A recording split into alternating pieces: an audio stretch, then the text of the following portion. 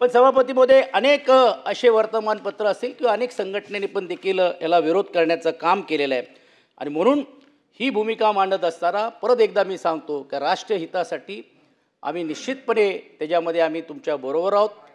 पण जो हेतूने आणि जो उद्देश करण्याचं काम आणण्याचं काम तुम्ही जे करतायत त्याला मात्र निश्चितपणे बहुमताच्या जोरावरती जरी देखील तुम्ही जर हा बिल पास करण्याचं काम केलं तरी देखील जनसामान्याच्या मनामध्ये भावना ज्या आहेत त्या भावना तुम्ही दूर करू शकणार नाही, ते होऊ शकणार नाही। तुमच्या कृतीतून ते तुम्ही कसे करणार आहात हा प्रश्न माझ्यासारख्या कार्यकर्त्याच्या मनामध्ये निर्माण होतोय। आणि म्हणून एकच गोष्ट सांगतो, जनसुरक्षेचे नाव घेऊन माझे मौनही गुन्हा ठरतोय। जनसुरक्षेचं नाव घेऊन माझे मौनही गुन्हा ठरतोय। सत्य बोलायचे ठरवले तरी देखील देशद्रोहीचा शिक्का बसतोय। माझा हात पुस्तकात असतो, माझा हात पुस्तकात असतो, त्यांचा हात बेड्या घालतो। मी स्वप्नाची मशाल घेऊन रात्र शोधतोय, तो काळोख पसरवतोय।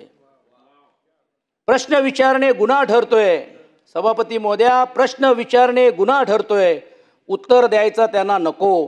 मतभेद म्हणजे अपराध का, स्वातंत्र्याचा इतका का त्रास का। धन्यवाद सभापती महोदय, मी माझी नाराजगी व्यक्त करतो आणि विरोध करून थांबतो। सभापती महोदय, माननीय राज्यमंत्र्यांनी ज्या पद्धतीमध्ये हे बिल मांडलं त्याचं मी पूर्णपणे समर्थन करतो आणि आमचे मित्र सन्माननीय सचिन भाऊ अहिर यांनी एक कविता म्हटली, त्या कवितेचं उत्तर कवितेने जरासं देतो।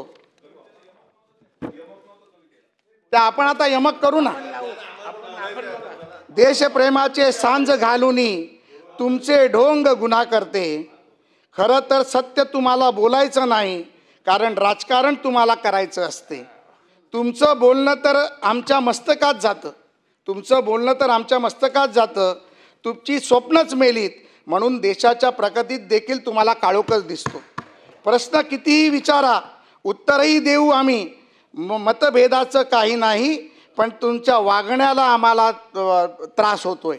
सभापती महोदय, पत्रकार, विद्यार्थी, आज राज्य हे पाहतोय, हे कोणी गप्प बसणार नाहीत। माननीय मंत्री महोदय, तुमच्या बिलाला आमचा पूर्णपणे पाठिंबा आहे, राज्याच्या मुख्यमंत्र्याला माझा पाठिंबा आहे। धन्यवाद। जय हिंद, जय महाराष्ट्र।